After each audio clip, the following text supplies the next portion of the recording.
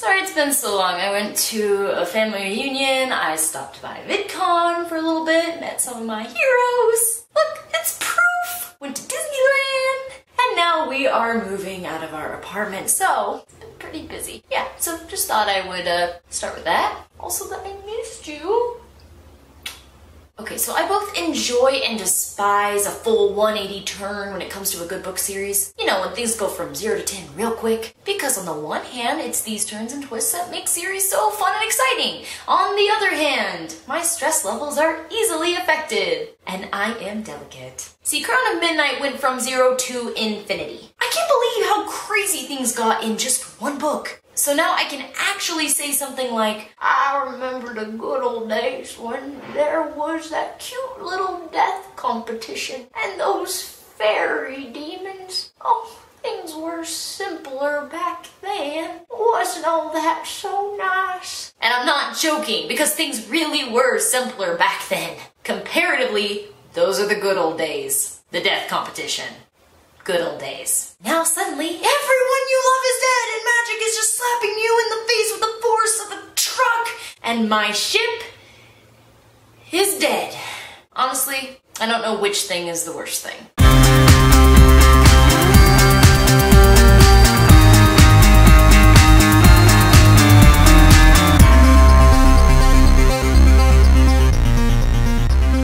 How late I stumbled onto this series. It's a shame, because in terms of fantasy, especially where YA is concerned, this is some pretty exceptional work. YA doesn't do so hot with fantasy and barely touches high fantasy, I assume because authors just can't manage it. I don't know exactly why it is. Oh wait! Yes, I do! Boring romantic relationships swallow up any interest I could have in characters or their development or the world in which they reside. And speaking of the worlds in which they reside, they are bad and boring. They're boring. Boring universes in fantasy, it's just not the business. Anyway, in my opinion, Sarah J. Maas has something really good going on here, and just to let you know, for the rest of this review, I'm gonna go ahead and omit the J and just say Sarah Maas or whatever, Sarah J. Maas. That's a lot. It's a lot. I'm lazy. Never mind all the potential magic system developments, or the fact that Maas seems to be preparing us for an immense universe with a bunch of different countries and cultures and languages and dimensions and magic systems. Never mind all that. Let's just take a moment to appreciate Celaena. I'll just be honest, as of right now, I'm not super impressed with Prince Dorian, or even Kale for that matter, when it comes to character depth. We'll get into that later, but Celaena is a beautiful, wonderful, unique butterfly warrior assassin killer, and I am dazzled. Finally, we are starting to see Celaena not as the prince's chosen competitor, but as the king's champion. That is to say, we are finally seeing her as an assassin. See, Celaena talks a lot about her capabilities and talents in the first book, but outside of the competition, there's not really a lot of room for us to see her as a master assassin. Now, Celaena is an assassin again. She is beautiful and terrifying, like a shark, or a killer whale, or pretty much any ocean predator. Seeing this pragmatic, cold and hard as a diamond side of Celaena throughout this novel was probably my favorite thing about it. And I have very few gripes overall, but I do have gripes. I never know where I stand when it comes to grief in books like this. When characters get over someone's death right away and they're not affected, I get annoyed. When characters take too gosh diggity dang long to get over someone's death and it affects the rest of the novel in a negative way, I get annoyed. Where's the proper middle ground here? I'm not so sure myself. I think it has something to do with keeping a nice balance. Keep the plot moving and keep the character grieving. Like, in the real world, terrible things can happen to you and the rest of the world is just gonna keep going while you suffer, because that is life. And wow, that was really dark and sad. Do you guys need a moment? I might need a moment. But it's true. Life just keeps going. And I feel like this is something that should carry into fiction as well, because it's an aspect of human nature, and while you have humans in fiction, then you need elements of human nature. We're going a lot deeper than we actually need to here.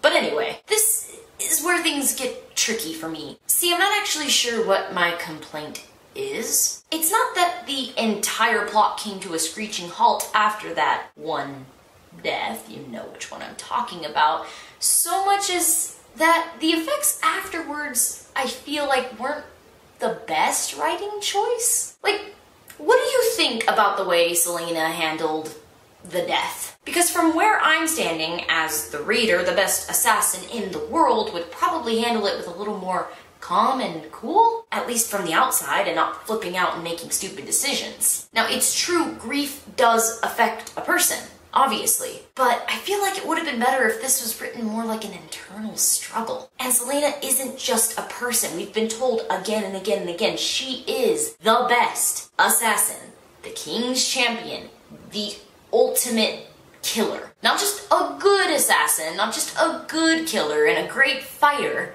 the best assassin of all the assassins. So you would think she'd be able to, A, internalize her grief a little bit better, like she says that she's done in the past, B, deal with these emotions pragmatically and be able to separate them from her goal in mind and take the next step she needs to with careful thought, and C, use her supposed incredible intelligence to come to the pretty plain conclusion that Chaol had, like, nothing to do with what happened. Like, yeah, okay, I ship Chaol and Celaena, and I love them together, and I love that relationship.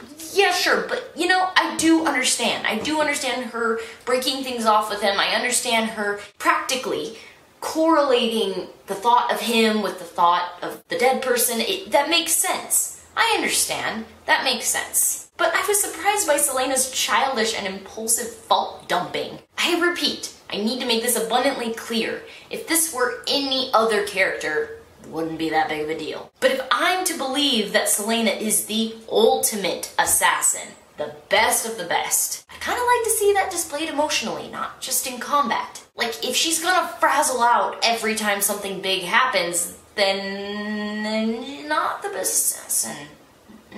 Probably a pretty good assassin, but not the best. I want to see the best assassin in the world. I guess while we're talking about gripes at this book, we may as well tackle them all at once. I still can't bring myself to care about Dorian. I really hope that Maas takes the time to give him a little love, because I feel like I know nothing about him other than the fact that he likes Celaena and hates his father. But for some reason I'm supposed to root for him, and also he has magic, which, you know, cool, but I still don't care about him. We're finally beginning to understand the king as a powerful antagonist. There's a lot of potential, but I fear that we're just getting to the tip of the iceberg at the end of the second book, and there's a lot more iceberg to go. I want to see the rest of that iceberg. I want to know not just the extent of his evil, but the reasons and the actions that led to this evil. What created it? Chaol was rushed into a lot of character development that I'm not really sure I understood. It kind of just came and went, and I have the sad feeling that he's about to be placed on the back burner, big time, in favor of Dorian or something or someone else. Maybe not. We'll see. But it almost felt like Maas was just kind of getting him out of the way. Lastly, and this is the big one, the issue of organization. I'm not really sure if it's an issue. It might just be me. That is very, very possible. A lot of the times I see fault with something and then I discuss it a little more with somebody else and they give me a little insight and I'm like, you know what, you're right, that makes more sense. I see it that way now. So maybe we can discuss this a little bit, because I want to see if I'm the only one who felt this way. Let's look at, for instance, Chaol and Celaena's relationship. I'm only on book 2, mind you, but I felt like their relationship started really fast, ended really fast, and while I liked every second of it, because, yeah, woohoo, kiss, that's my ship, kiss all the time, yeah. I feel like maybe that's something that could have built up a little more, maybe it could have waited until a little bit later or lasted a little bit longer. Or I don't know. I don't know until when. I don't know.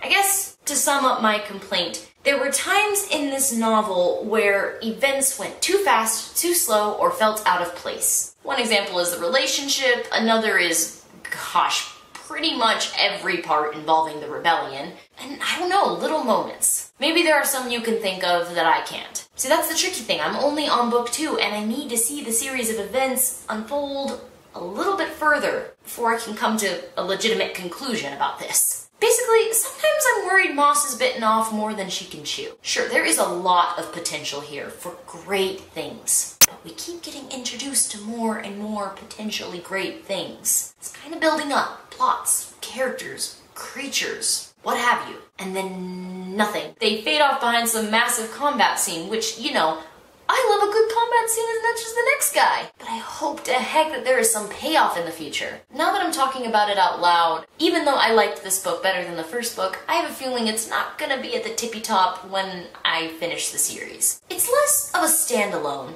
than the first, and the majority of the joy I got out of it came from the build-up, from that potential I was talking about. That's fine, that's cool, it's awesome, I'm pumped. That final fight had me squealing like you can't even believe. But I'm kind of hoping Sarah Maas doesn't try to apply all that build-up to one conclusion and one final novel. You want to know what you get when that happens? You get the final Maximum Ride novel. All 50 of them. Don't let all this fool you though, I actually have a lot of faith in Maas. Because it's plain to see that her overall writing capability is good. She has a really firm hold on her world and I don't think she's going to disappoint me. But I'm trying to remain realistic so that my hopes and dreams aren't shattered. Again. I did want to mention the magic system and the different realms and how we're beginning to access them finally. Also, Selena's, you know, lineage. I'm like dying.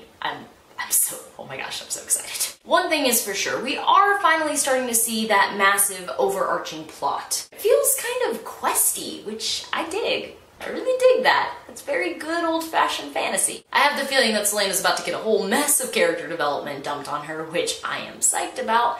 However, I'm kind of hoping that Maas kind of inches some of that mess over to characters who really need it. The final 20 pages or so of this novel just wore me out. I was pretty much bouncing off the walls. This has the potential of being one of my favorite young adult fiction fantasy series ever. Especially if Maas just nails the fantasy part, which so far she is doing. So there are a few things I want to ask you, mostly pertaining to Selena's grieving period, because like I said, I haven't really made up my mind about it, and I've had this dilemma in other books too. I want to know, do you agree with me, or am I missing something, or like, let's just discuss this. And I also want to discuss that killer ending, because it was the bee's knees, and then I want all of you guys who have read all the books to hype me up for the next one. Is it good? Am I gonna cry? Am I gonna really cry? Am I going to squeal? Am I gonna pee my pants? All of them? Heir of Fire, yeah. I am so excited. And very afraid.